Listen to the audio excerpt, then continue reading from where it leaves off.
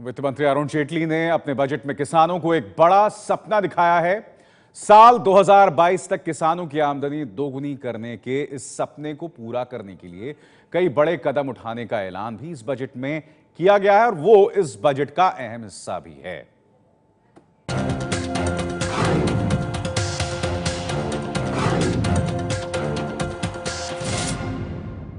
Government will therefore reorient its interventions in the farm and non-farm sector to double the income of farmers by 2022.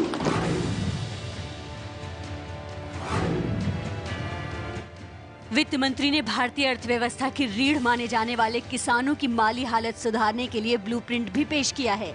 इसके लिए 4 बड़े मुद्दों पर budget में किया गया है वादा।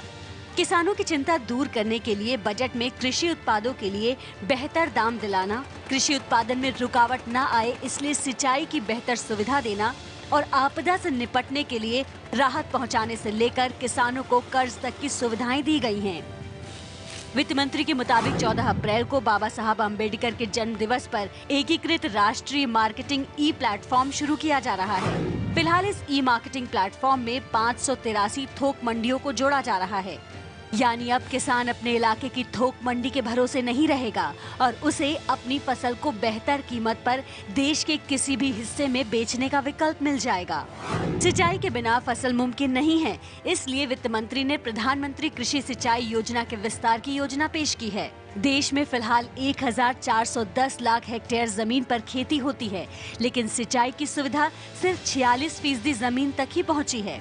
वित्त मंत्री ने किसानों की दशा सुधारने के लिए इस बार 28.5 लाख हेक्टेयर जमीन तक सिंचाई की सुविधाएं पहुंचाने का वादा किया है।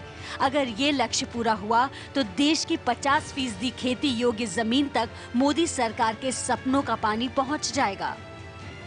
प्रधानमंत्री कृषि सिंचाई योजना, जिसके तहत निवेश में अभूतपूर्व बढ़ोतरी की गई है और हर खेत को पानी पहुंचाने की दिशा में एक बहुत बड़ा प्रयास है। ऑर्गेनिक खेती है, सॉइल हेल्थ कार्ड है, तो इन तमाम योजनाओं के लिए राशि बढ़ाई गई है और रूरल डेवलपमेंट जो रूरल मिनिस्ट्री से आता है उसका भी संबंध गांव के विकास से है। वित्त मंत्री ने इसके अलावा 5,500 करोड़ रुपए की प्रधानमंत्री फसल बीमा योजना और पालतू जानवरों के लिए पशुधन संजीवनी नाम से 2 बड़ी सुरक्षा योजनाएं भी शुरू की हैं। पशुधन संजीवनी के तहत सॉइल हेल्थ कार्ड की तरह एनिमल हेल्थ कार्ड और ई पशुधन हाट जैसा ऑनलाइन बाजार मुहैया करवाने का वादा किया है। देश की जरूरत को ध्यान में रखते हुए किसानों को दाल उत्पादन के लिए भी प्रोत्साहित किया जा रहा है। दाल उत्पादन के लिए 622 जिलों में योजना चलाई जाएगी और दाल उत्पादन को प्रोत्साहन देने के लिए 500 करोड़ रुपए आवंटित किए गए हैं। बजट में अच्छी खबर ये है कि देश में शहद का उत्पादन पिछले 2 साल में करीब 10,000 मीट्रिक टन बढ़ गया है और इसका 90% हिस्सा एक्सपोर्ट के जरिए देश की विदेशी मुद्रा बढ़ाने में काम आ रहा है।